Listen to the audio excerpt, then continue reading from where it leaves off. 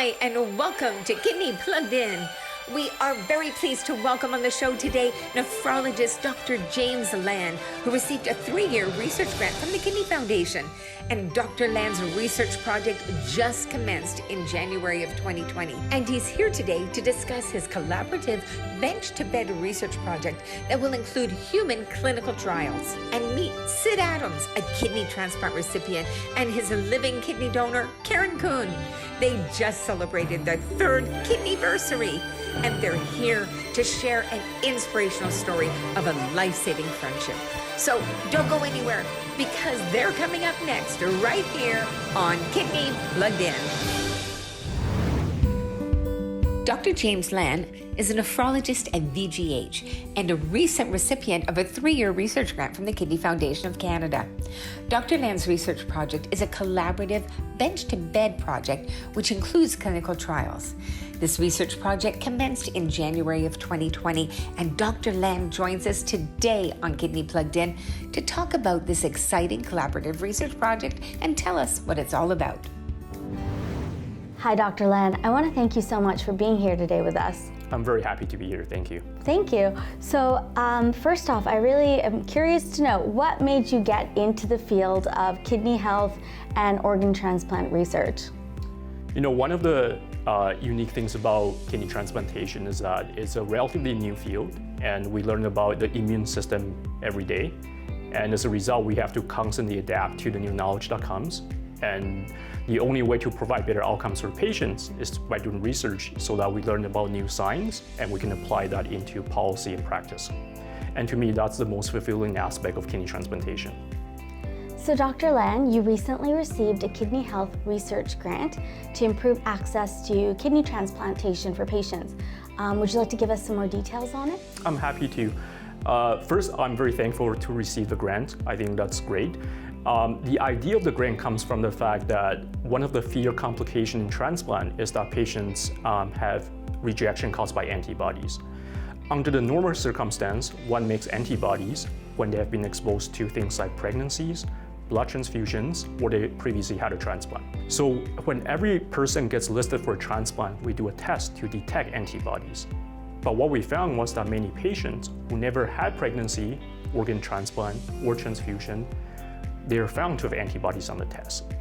And that creates a problem for these patients because on one hand, physicians, we don't want to ignore them when we found them. On the other hand, that limits the access for patients to find a match in the future. So the idea of the grant is to find out why is it that these patients have unexplained antibodies? Where do they come from? And do they really cause injury to the kidney transplant? And if not, then we can ignore them and these patients can have better access to transplantation. So, a very unique collaboration plays a part in this study. Do you want to tell me a little bit about that? Absolutely. The test that we use to measure antibodies is developed by vendors. And these vendors, they don't have the full complement of patients' blood tests that they can do to make sure their assay is perfect. So to make this project work, we need to involve vendors into the assessment. Furthermore, to be able to draw conclusions on a large scale, we need to involve patients from different centers so we get a large population of patients that we can study, so our conclusions are robust. And it's no small feat to bring everybody into this collaboration together, but thanks to the grant, we'll be able to do that. So you have your industry stakeholders, and then you have patients from across the country, across the world, or? So there'll be 5 universities collaborating. There'll be centers from Canada, the US, and also Europe as well. Yeah, so it's a large collaboration. Wow, that's very impressive. So another unique aspect of this project is that it's a bench-to-bed project. So do you want to address a little bit of what a bench-to-bed concept is and what that really means? Of course, in transplant, to have successful outcomes, we have to marry laboratory tests with clinical practice. And this is a perfect example where the problem may come from a laboratory test that translates into patients' access to transplant. And so with this research, there are different phases. The first phase is we want to understand what's the scope of the problem. How often does the unexplained antibody phenomenon occur? Secondly, we want to find out what's the root cause of these problems, and that will involve studying the laboratory tests. And lastly, we want to see if we can cross these unexplained antibodies and study their outcomes. And that's where the clinical trial component comes in. So it's a really bench to clinical translation project. Would the human clinical trials take place here in BC or? Yeah, we would have a framework to allow patients to get better access to transplant if their unexplained antibodies are indeed found to be not clinically relevant. So what did receiving a kidney health research grant mean for you and for your work? I think it's fantastic. I think it's a real confirmation that the research idea is sound, it's accepted by the community, and that people find it to be impactful. And the funding helps us to bring together all the partners from different countries and with the vendor support as well. So I think it's a huge honor for us to receive that. What do you view right now in organ transplant and kidney health research as some of the pressing needs or opportunities for further investigation? I'm a little bit biased because I'm trained in immunology, but I find the immune system is so complicated. And we're at an era where we need to be more precise in tracking the immune system. So what I mean is that after the transplant, the immune system, it's very dynamic. It can go up and down. And we need to have better tests that we can track it over time and marry our medications, anti-rejection medications, to the status of the immune system, so we can maximize prevention of rejection and minimize toxicity. Well, it's interesting, and from what I'm hearing, that could have an impact on not just kidney patients, but all types of patients, correct? Absolutely, yeah. Hi there, and welcome to Did You Know? Did you know that November is National Diabetes Month? And did you know that there is a link between diabetes and kidney disease? In fact, diabetes is the leading cause of kidney disease. So how does diabetes affect the kidneys? Well, first of all, diabetes damages the blood vessels. High blood sugar clogs all blood vessels, including the filters of the kidney, and this causes decreased kidney function. Diabetes also does damage to nerves and can cause infections. High blood sugar can also damage the nerves that tell you when your bladder is full. A full bladder can cause the urine to back up in the kidneys and cause further damage to the kidney filters. This can also lead to increased bladder infections. But did you know there are ways to support your kidney health? Let me share a few tips with you. First, talk to your doctor or nurse about what your target blood sugar level should be and when and how often you need to check it. Testing your blood sugar as often as directed by your healthcare team can really help ensure you have good control over your blood sugar levels. Be sure to maintain a healthy lifestyle and weight, and control your cholesterol through proper food choices. And if you are on any medications, make sure you take them as directed by your doctor. Don't forget to manage your blood pressure. Don't smoke. And finally, make sure to have your kidney function tested annually with an eGFR test. Hey, and now you know.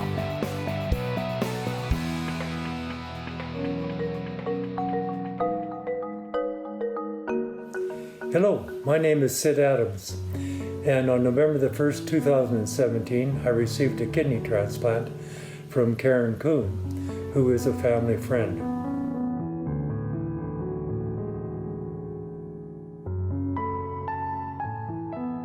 Hi, my name is Karen Kuhn, and I am here to give a testimonial of my experiences as a live donor of my left kidney to Sid Adams coming up to 3 years ago.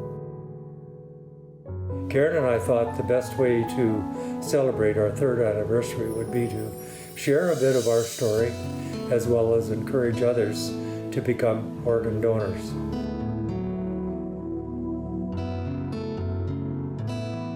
The story, I guess, just to say that I've known Sid since I was about 20 years old because he used to work for my father. Over the years, there was no contact until my parents retired to Kelowna, and Sid and Bonnie were living in Vernon, so there was a reconnection there. I didn't know Sid that well. Life was busy. I had a full-time job and kids to raise. It it wasn't until probably the mid-2000s when my dad was very ill that we started to see Sid more often as he came to visit my dad, who passed away in 2007. And then as the years progressed, just the same year that my dad passed away, my mom had a stroke and was into a full care home in 2010. So it was those last 6 years of my mom's life that Sid and Bonnie continued to visit her, and as my mom's ability to carry on a conversation or participate became less, I started meeting Sid and Bonnie at my mom's facility so that I could help to carry on the conversation and make it easier for my mom. So I knew at that time that Sid and Bonnie were coming to Kelowna for medical reasons, but to tell you the truth, I didn't quite understand the seriousness of it. My history is I had polycystic kidney disease, which is an inherited disease. However, in my case, I wasn't diagnosed until my early 30s, and I actually never felt any symptoms of the disease, noticeable symptoms, until my mid-60s.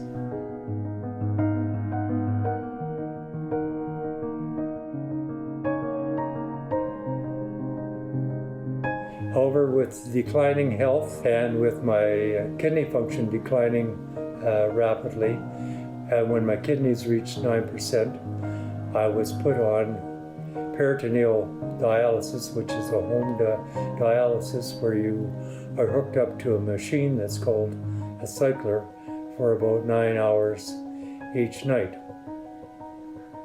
During this time, I was encouraged to go out and make an appeal to find a donor.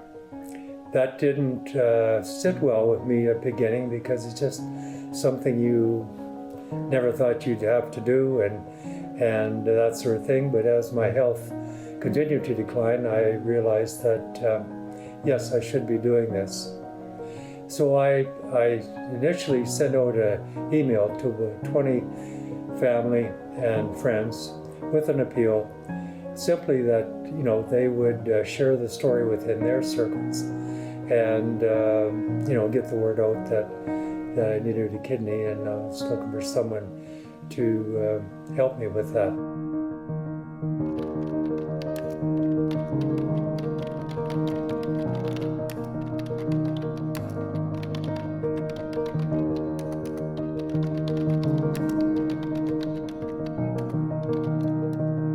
To my surprise, within a very short period of time, I had 5 individuals that responded positively. Over the next year and a half, they went through the workup to be donors on my behalf, through all the testing and everything. And at the end of the day, they were all determined to be in good health. However, none of them were approved to be my donor.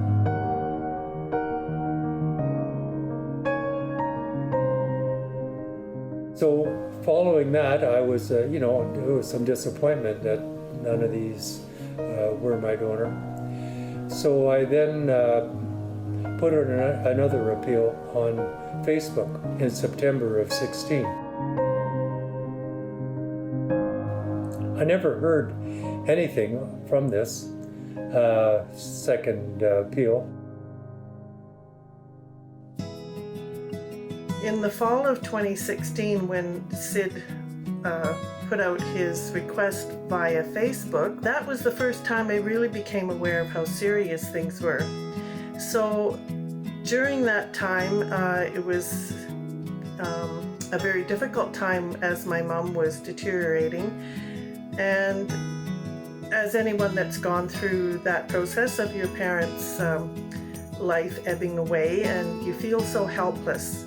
So that was my first instinct, that this helplessness was so sad that when I read about Sid's predicament, I thought, here's something that I can do in memory of my parents, because Sid has been such a good friend to them.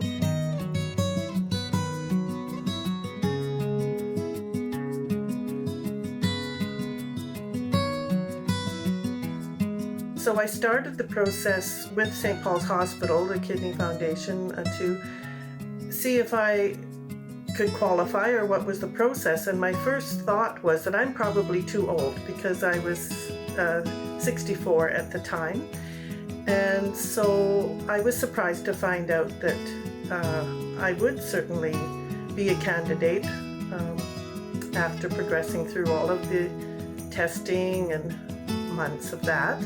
So that was all through the fall and winter of 2016, 2017. So we made our trip to Vancouver in May of 2017 for kind of some final intensive testing at St. Paul's Hospital. And it was all an emotional time. My mom had passed away in early April, so just a month before. And after I got the results from those tests in May, in early June is when I got the final okay that I was a match and qualified to donate my kidney to Sid.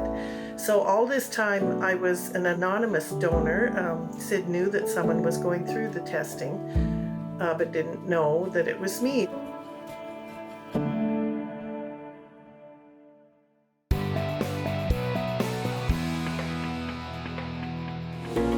Welcome to Kidney Plugged In, where we've got you covered for COVID. So Dr. Lan, I am curious, how has COVID-19 impacted both your work and also what impact have you seen on your kidney patients? I think COVID-19 has, like everything else, made progress much slower, especially in a project like this. It's a multi-center collaboration. It just makes it much more difficult for all the team leads to communicate and to get research up and running. But because everyone's trying hard to do a virtual platform, I think people are getting pretty good at it. And so now there's real progress being made on the research front. For patients, obviously, we cannot interact with them as before. But again, patients are now better on the virtual platform. We're talking to them. Everyone has less issues with that. So they've been very accommodating. There was definitely a time when things were slowing down, but I feel like there's momentum coming back on again. So, Dr. Lan, is there anything else you want to add today? I wanted to just say again how thankful I am for the Kidney Foundation for funding this project. It's so critical for a young investigator like myself early on to get the award so I can have sustained funding for several years, that I don't have to worry about finding money to hire personnel to do this. And especially for a large multi-center project like this one, it's so important to get our initial money so we can bring the whole group together and to provide the best outcome for our patients. So I'm thankful for the donors and the foundation for the award. Well, we're thankful for all the important work you're doing. Thank you.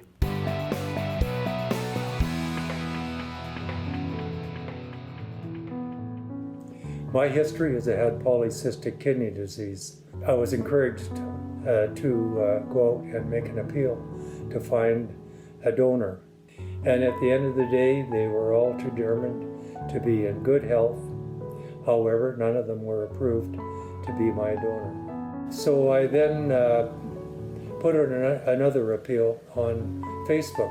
I never heard anything from this second appeal. In the fall of 2016, when Sid put out his request via Facebook, that was the first time I really became aware of how serious things were. In early June is when I got the final okay that I was a match and qualified to donate my kidney to Sid. So all this time I was an anonymous donor. Sid knew that someone was going through the testing, but didn't know that it was me. Until June of 2017, when Karen and her husband Kevin were in Vernon and they stopped in for a visit. So we were sitting on the back deck and we had a nice relaxing coffee and chatting about old times, and all of a sudden Karen, she stands up and she said, I have something to tell you. And I said, what? I had kind of rehearsed to say to Sid, well, things are busy and we'll settle down by the end of summer. And she said, because you and I have a date at St. Paul's Hospital. You can't imagine what that felt like. That was just unbelievable.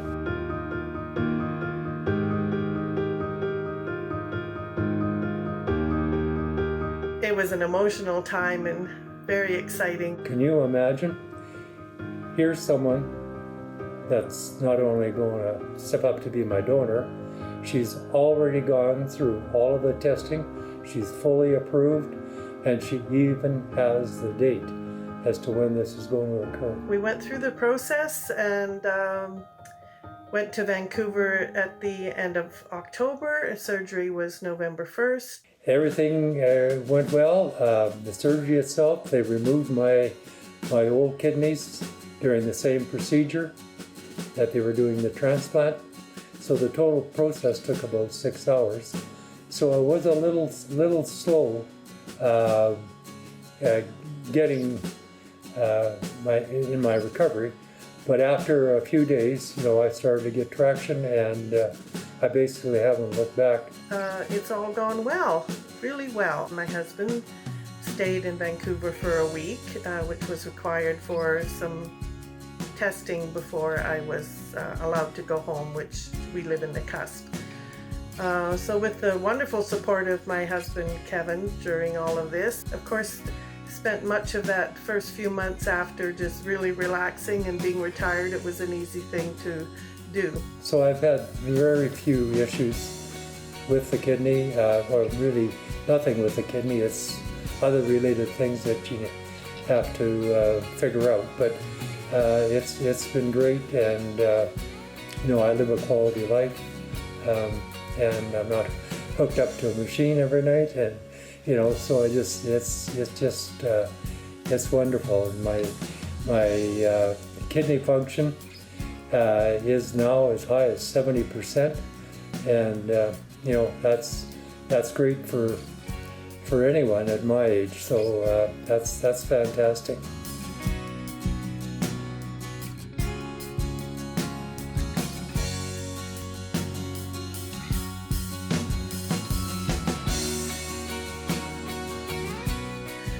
So I have nothing but good to say about this whole process, and would encourage anyone that has thought about it or knows the implications of what you can do to help someone else. It's a wonderful feeling to save someone's life. I'll be forever grateful to Karen for that generous gift, but also to her husband, Kevin, and their family for supporting her on this journey, because that's so important in these types of situations. I'm just so thankful that there are people out there that are willing to help when needed. So I'm glad that Sid has regained so much of his quality of life, and it's a pleasure to talk to him. Every couple of weeks or so we connect by phone, and things are really good. I was very fortunate to have the love and support of my wife Bonnie, both pre and post transplant. In addition, a number of my family members came from Alberta or Saskatchewan to help me with my recovery during the 7 weeks that I stayed in Vancouver following surgery. All of this made any challenges just so much easier. And I have to say also that the live organ donor expense reimbursement program, which is LODIRP for short, was a great help to cover most of our expenses for traveling to Vancouver in May for those initial tests, as well as the trip to Vancouver for the actual surgery and the expenses of accommodation for the week that we stayed till November the 8th.